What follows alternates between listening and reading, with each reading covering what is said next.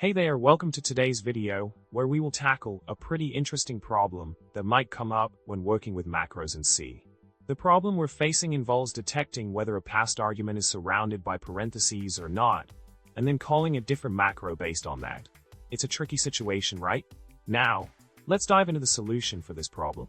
The key lies in a series of cleverly crafted macros that will help us achieve the desired behavior. The first set of macros handles the basic detection of parentheses and calls the appropriate macro accordingly. By following this approach, we can successfully expand the macro as needed when presented with different scenarios. For example, calling FOO1 would expand to 1, while FOO1, 2, 3 would result in bar 1, 2, 3. Pretty neat, huh? Expanding on the solution even further, we can refine our macros to ensure they reject incorrect input formats. By adding additional macro magic, we can prevent scenarios where the input is not correctly formatted and handle such cases gracefully. This enhanced version of the macros allows for more robust and reliable behavior, ensuring that only valid inputs are processed correctly. It's all about maintaining that precision in the functionality.